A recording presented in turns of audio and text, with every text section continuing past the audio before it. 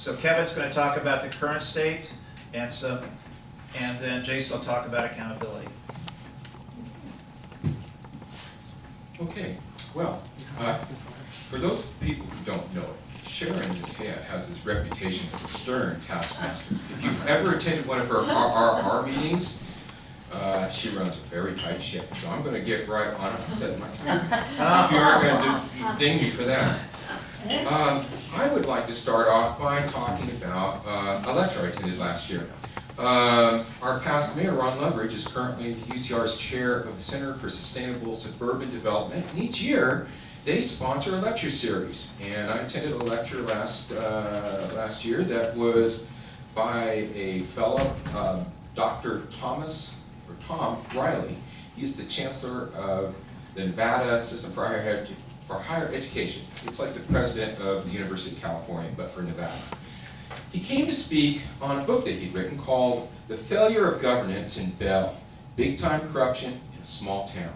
I thought, okay, that's a topic that I'm very interested in. I think that, Bell was in the news, and there were a lot of things that were interesting about that. And I'll get that. He said that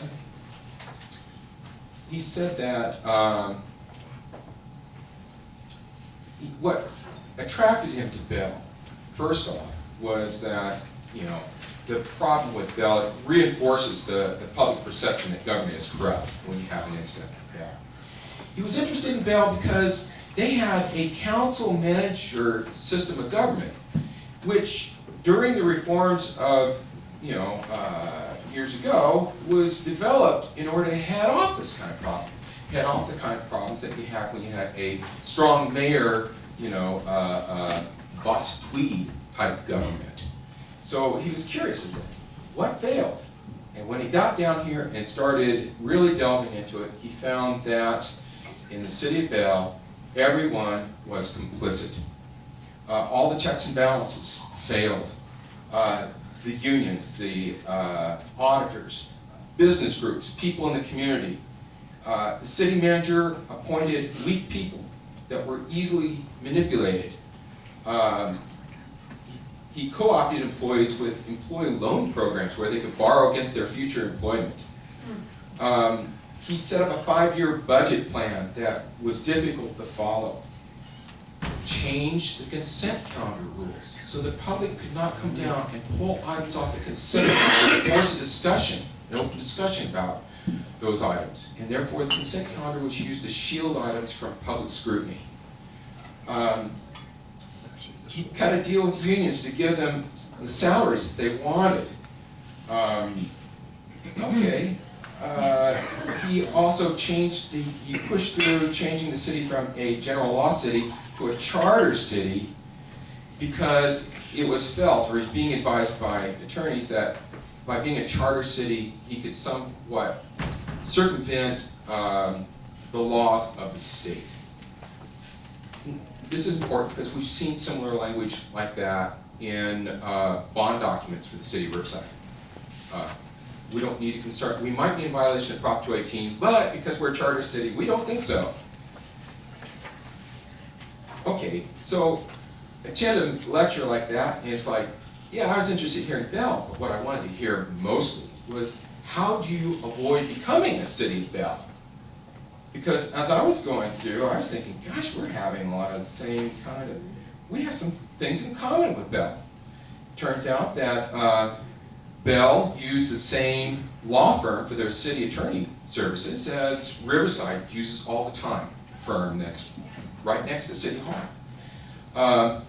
Bell was using the same outside auditing firm that the city of Riverside had been using, and it turned out, a couple months after the Bell scandal broke, that that contract for that outside auditing firm was coming up for renewal, and our councilwoman at the time, who was chair of the finance committee, upon being appointed to the finance committee, she canceled the next meeting, and the one after that, the one after that, the one after that, until with the Bell thing and the contract coming up, she had to have a meeting. And when she had it, the CFO at the time, he argued, you know what, yeah, the charter says we need to change auditing, but we don't really need to change firms. We can just change auditors within the same firm. Luckily, that one didn't go anywhere. But it gives you an example of why I felt concerned for these similarities. So, buying off employees. Well, somewhat recently, our employees got a new contract called the Partnership Compensation Model, which the public really didn't know that, hey, it gave them a percentage of any new revenue to the general fund. And shortly thereafter, the city put forward Measure Z, and the employees were beneficiaries of that new sales tax money. I don't think voters would have voted for Measure Z had they known that they were voting for those types of pay increases. So we get down to lessons.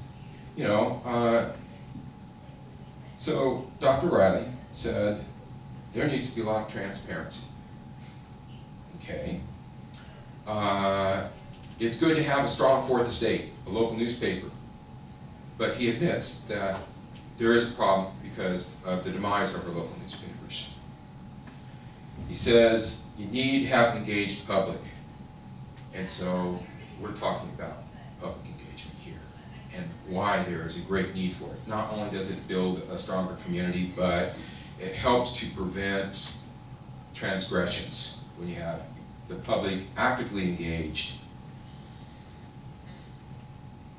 The meeting was videotaped, and I sent a link around. It's in tab 5, the folders that the candidates have. But in the actual meeting where he was giving the presentation to the group, he was very specific. That consent calendar rule, that was a big deal. The public needs that ability to question government. They need to be able to pull items for discussion.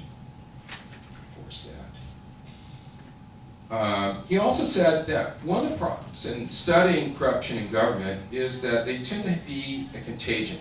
If you have one city government that has lots and lots of corruption, the corruption spreads. It goes locally, but it can go elsewhere. So let's look at an example of that. On his way out, Brad Hudson was called by Chris McCarthy the best city manager in America.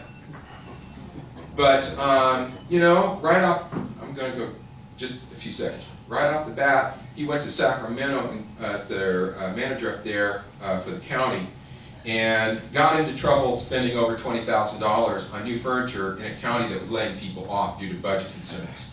He bought a $10,000 military-specified white noise generating machine. Oh my goodness. And a shoe polisher. He rationalized the shoe polisher because he had employees that need to go out in the field and they should be able to come in his office and polish their shoes before they go out to maintain a proper decor. He left there, went to Laguna Woods retirement facility, and he burned through their endowment, spent it. Then he's ended up over at LA Department of Water and Power, because Dave Wright, our past RPU manager, was over there. And I hope you noticed that the FBI raided, and Hudson's out. But he didn't become like that after he left here. He was like that while he was here. We shouldn't tolerate that. And let me end with this. I ran for council. First thing that happened when I submitted my application is the city clerk said, raise your hand. And she said, do you solemnly swear that you will support and defend the Constitution of the United States and of California and the city charter? And I said, yes. If you get elected, you have a duty to report. And if you're in closed session and you see violations of the Brown Act, you need to not go along with it. I'll tell you, one of our current councilmen, in the interview with the editorial board, I brought up all the illegal activities, and they turned to him and said, what do you have to say? And he said, I couldn't do anything about it because the other guys wouldn't let me. He owns it. And the fiscal crisis that we're in right now, they all own it.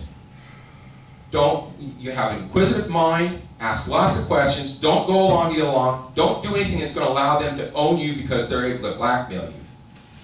There's good blackmail and bad blackmail. Okay? No, there is. I've done a favor, or I've got something dirty on you. Okay? If you let them do a favor for you, that is not lawful. They own you from that point on. Anyway, I'll pass it over to Jason on that. Stop trying to steal my thunder.